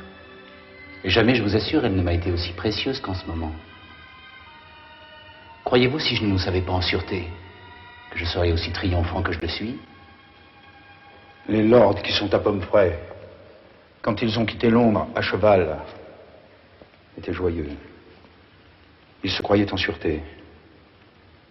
Et d'ailleurs, ils n'avaient aucune raison de se méfier. Et pourtant, voyez comme leur jour s'est vite assombri. Ce brusque coup de poignard de la haine m'inquiète. Prions Dieu que je tremble pour rien. Eh bien, allons-nous à la tour. Venez, venez, je vous accompagne. Vous ne savez pas? Aujourd'hui, les lords dont vous parliez sont décapités. Ils étaient pour leur loyauté plus dignes de garder leur tête que certains de leurs accusateurs de garder leur charge. Oh, Pomfrey! Pomfrey! Oh, toi, prison sanglant! Fatal et funeste au noble père! Dans la coupable enceinte de tes murs, Richard II fut haché à mort! Et pour plus d'opprobre à ton hideux séjour, te donnons à boire notre sang innocent! Maintenant, la malédiction de Margaret est retombée sur nos têtes pour être resté immobile quand Richard poignarda son fils. Alors elle a maudit Richard. Alors elle a maudit Buckingham. Alors elle a maudit Hastings. Oh, souviens-toi, Dieu, d'exaucer sa prière contre eux, comme tu l'exauces à présent contre nous.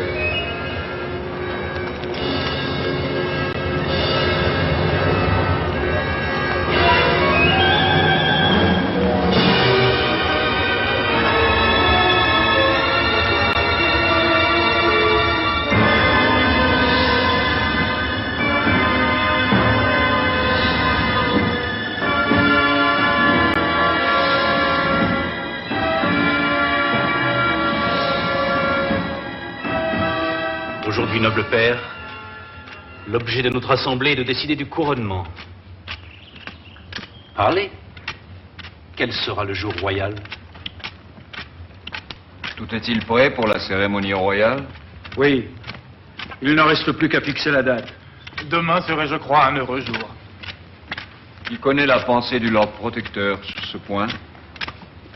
Qui est le plus intime avec le noble duc? Votre grâce, il nous semble, doit mieux que tout autre connaître sa pensée. Nous connaissons l'un l'autre nos visages. Quant à nos cœurs, il ne connaît pas plus le mien que moi le vôtre, et je ne connais pas plus le sien, monseigneur, que vous le mien.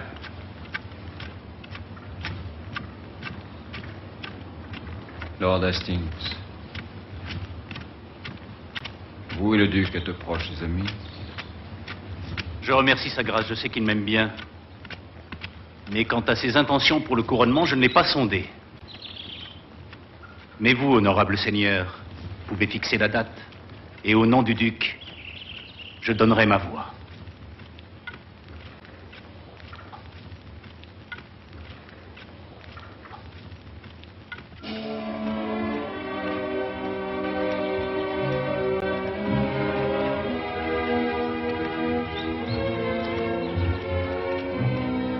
Noble seigneur et cousin, bonjour à tous.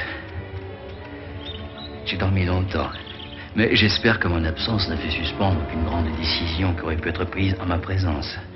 Si vous n'étiez pas venu à temps pour donner votre réplique, monseigneur, Lord Hastings aurait récité votre rôle. Je veux dire, donner votre voix pour le couronnement du roi. Nul ne peut être plus hardi que Lord Hastings. Sa seigneurie me connaît bien, m'aime bien. Cousin de Buckingham, un mot.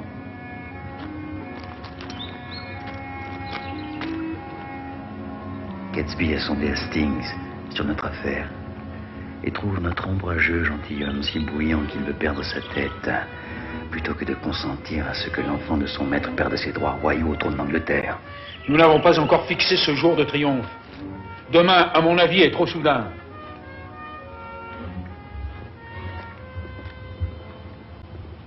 Sa grâce a l'air détendue et enjouée ce matin. Il doit avoir en tête une idée qui lui plaît, pour nous avoir souhaité le bonjour avec autant d'entrain. Je vous prie tous! Dites-moi ce qu'il mérite. Ceux qui conspirent ma mort par les intrigues diaboliques d'une sorcellerie damnée et qui ont soumis mon corps à leurs chambres infernaux. Le tendre amour que je porte à votre grâce me rend le plus prompt dans cette noble assemblée à condamner les criminels, quels qu'ils soient. Je dis, Monseigneur, qu'ils ont mérité la mort. Alors que vos yeux soient témoins du mal qu'ils m'ont fait. Voyez comme je suis ensorcelé. Regardez ma main, desséchée comme un rameau flétri. Si la femme d'Édouard, cette monstrueuse sorcière liguée à cette gare, cette putain de genre qui m'ont ainsi marqué de leur sortilège. Si elles ont fait cela, Monseigneur. Si. C'est toi le protecteur de cette satanée garce qui ose parler de C.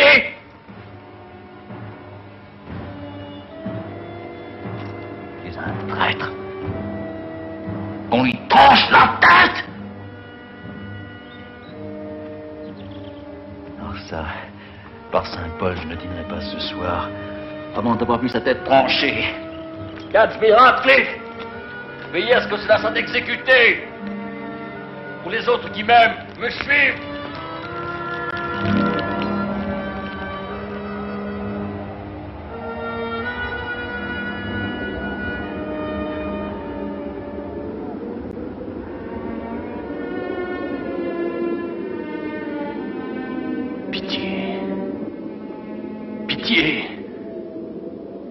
Pitié pour l'Angleterre, et aucunement pour moi. Car moi, trop bête, j'aurais pu prévenir cela. Stanley a rêvé que le sanglier lui arrachait son casque.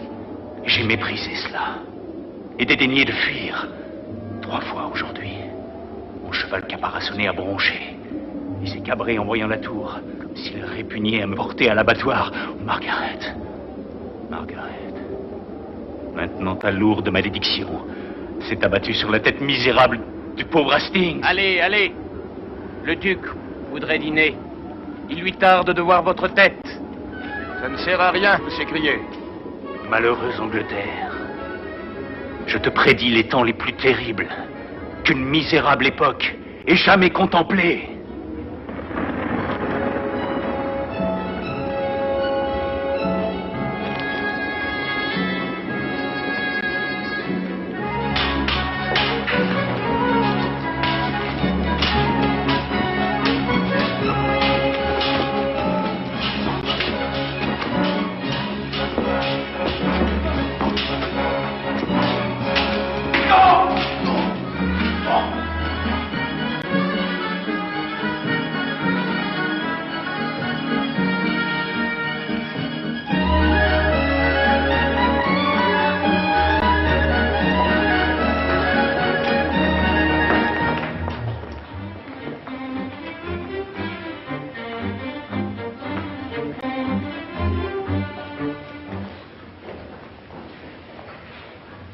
Voyons, cousin, sais-tu frissonner et changer de couleur,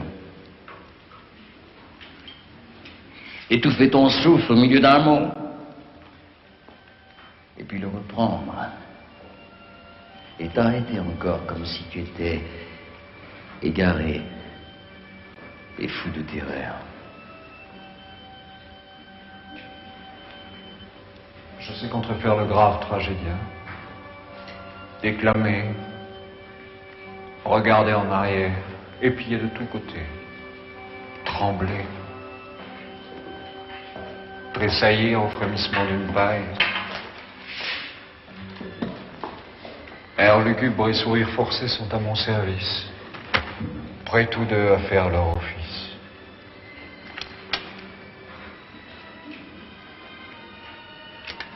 Mais voyons, Gatsby est-il parti? Oui.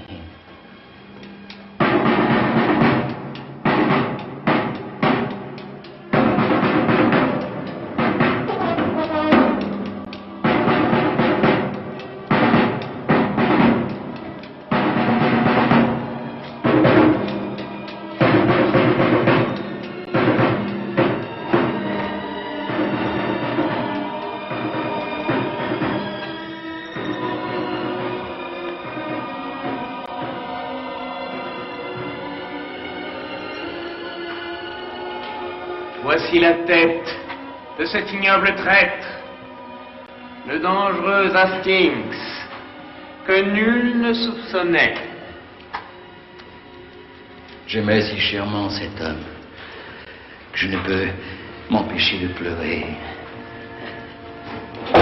C'était l'être le plus candide, le plus inoffensif qui ait jamais respiré sur la terre. Pouvez-vous imaginer que ce traître captieux,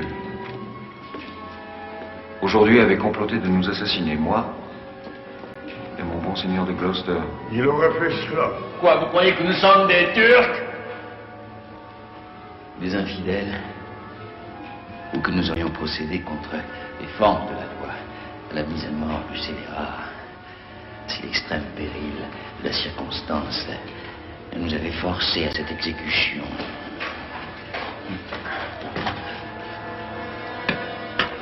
Oh, bien vous en advienne. Il a mérité sa mort. Et vos grâces ont bien fait de détourner les traîtres perfides de pareilles tentatives.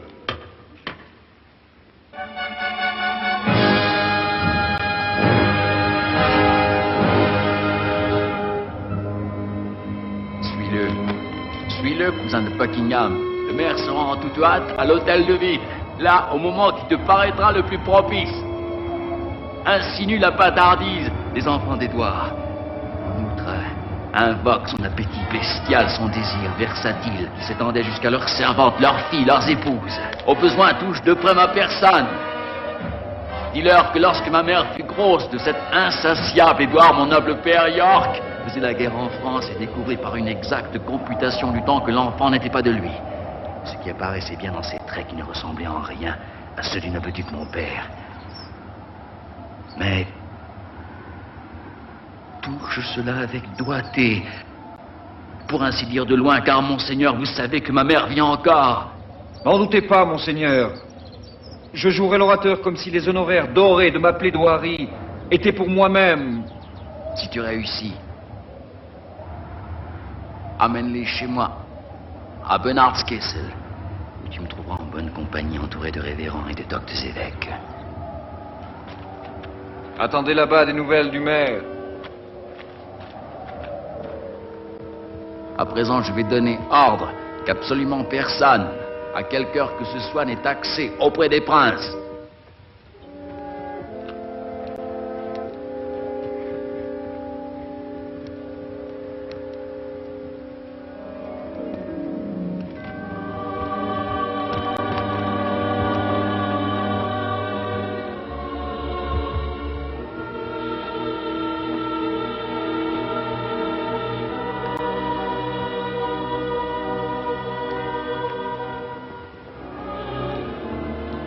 L'ont-ils fait? Non, Dieu m'assiste. Ils n'ont pas dit un mot. Mais j'ai demandé au maire ce que signifiait ce silence obstiné. Sa réponse fut que le peuple n'avait pas l'habitude d'être harangué par d'autres que par le greffier. Celui-ci fut donc prié de répéter mon histoire. Quand il eut fini, quelques gens de ma suite au fond de la salle jetèrent leur bonnet en l'air et peut-être 10 voix lancèrent « Dieu sauve le roi, Richard !»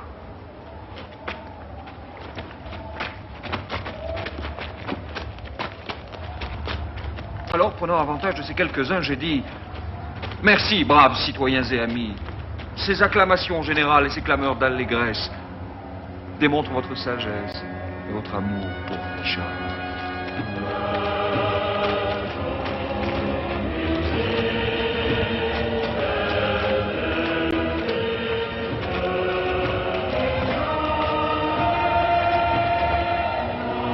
J'ai brisé l'âge. Je suis parti. Quoi, des bûches sans langue? Il refusait de parler. Alors le maire et ses confrères ne vont pas venir. Le maire est là, tout près. Simulez quelques craintes. Et ne vous laissez pas facilement gagner à nos requêtes.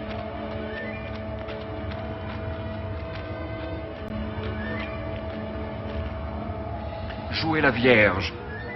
Répondez toujours non et acceptez.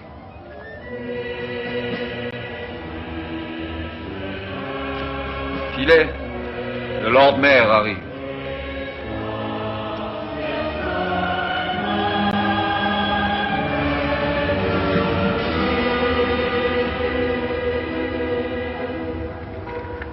Eh bien, Catesby, que dit sa grâce? Il se demande à quelle fin vous avez rassemblé ces troupes de citoyens pour venir lui parler.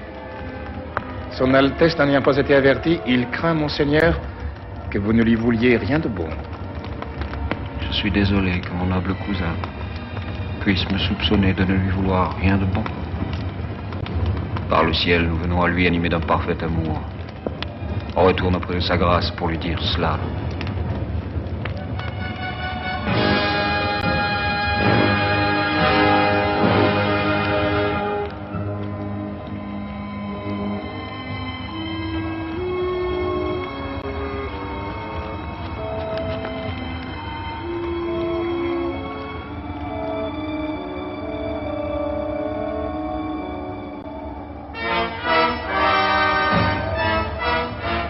Deux piliers de vertu pour un prince chrétien,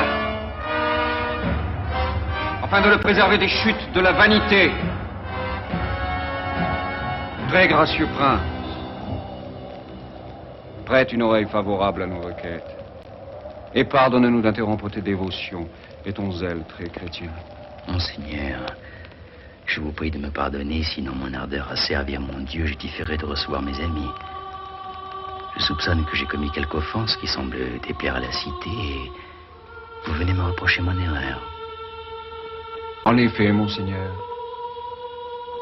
nous voudrions qu'il plût à votre grâce, sur nos instances, d'amender ce faux. À quoi bon sens cela, respirer en terre chrétienne?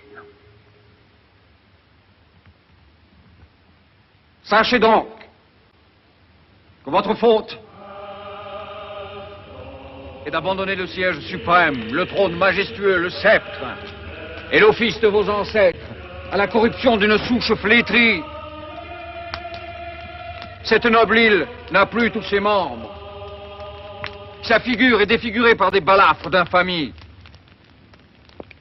Sa souche royale greffée d'ignobles plantes, presque engloutie dans le gouffre vorace de la noire inconscience et du profond oubli. C'est pour la sauver que du fond du cœur, nous sollicitons votre gracieuse personne de prendre la charge et le gouvernement royal de ce pays. Le vôtre? Non. Non, comme protecteur. Intendant. Substitut. Ou agent subalterne pour le compte d'un autre. Mais par droit de succession. De sang à sang.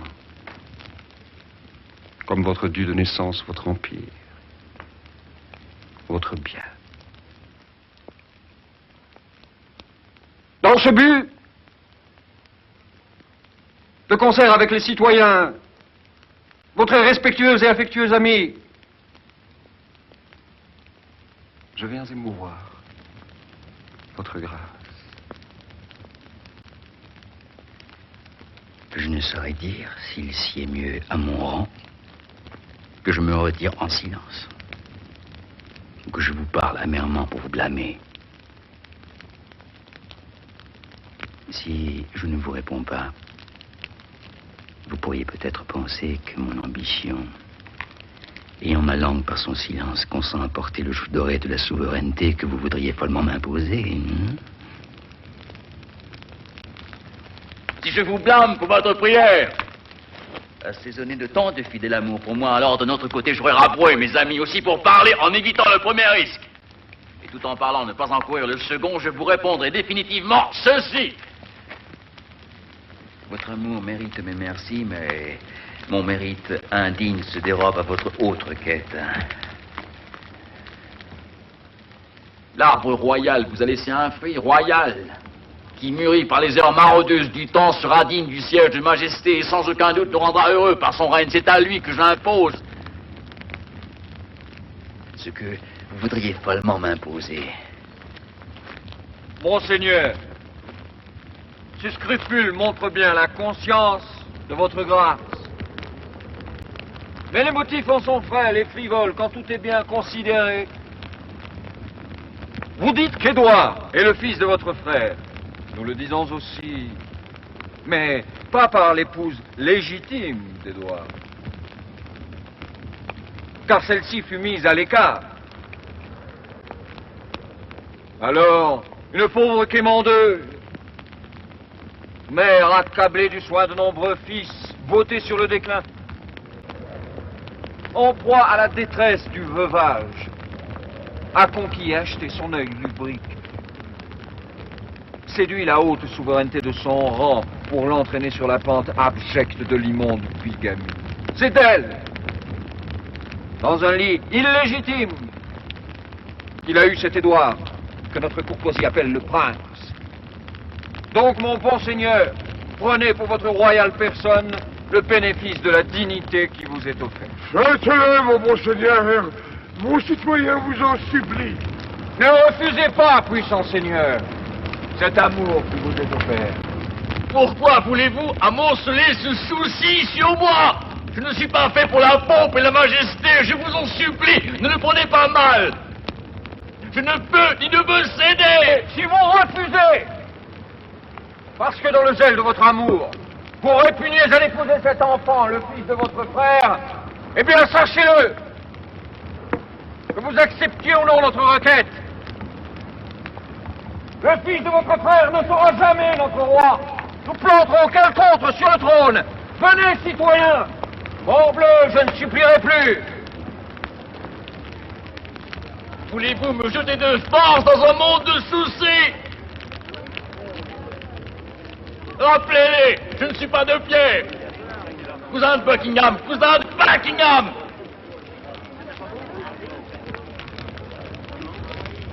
Puisque vous voulez me boucler la fortune sur le dos, m'en faire porter le fardeau, je le veuille ou non, je dois avoir la patience d'en endurer la charge, car Dieu sait, et vous-même pouvez en partie le voir, à quel point je suis loin de désirer ceci.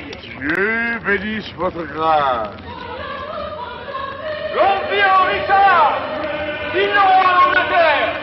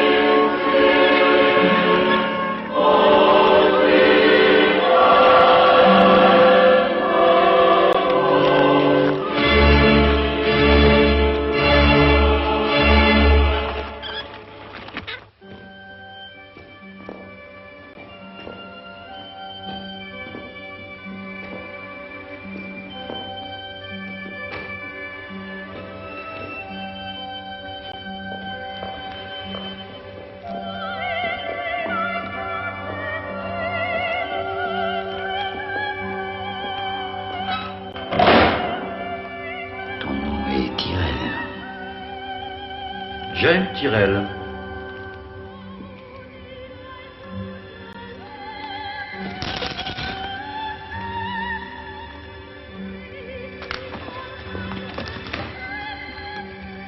Et votre très obéissant sujet.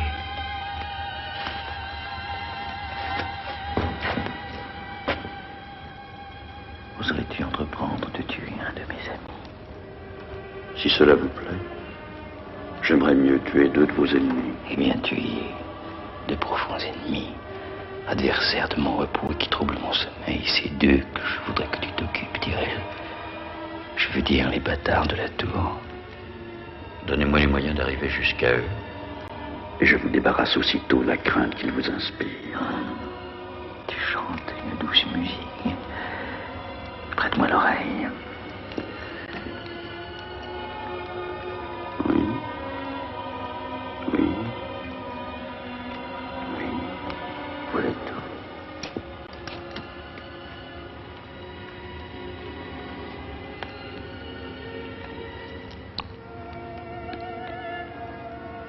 Dis-moi, c'est fait. Je t'aimerai. Et je ferai ta fortune. Je dépêche l'affaire tout de suite.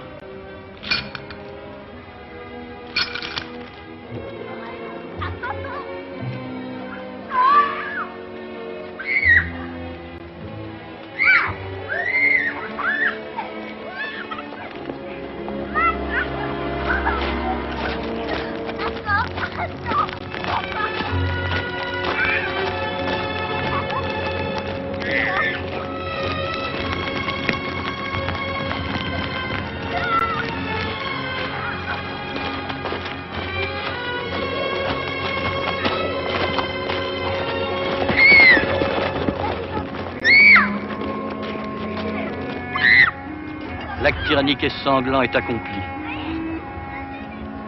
Le plus grand forfait, le plus pitoyable massacre dont jamais ce pays se soit rendu coupable. Les pauvres petits.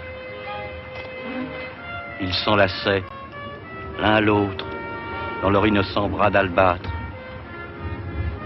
Leurs lèvres étaient 4 roses rouges posées sur une même tige, et dans leur bel été s'embrassaient l'une l'autre. Un livre de prières posé sur l'oreiller me fit presque changer d'avis. Nous avons étouffé l'œuvre la plus parfaite et la plus exquise que la nature ait forgée depuis la création première.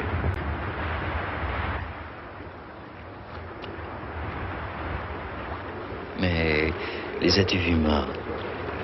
Oui, monseigneur. Les as-tu vus morts? Oui, monseigneur.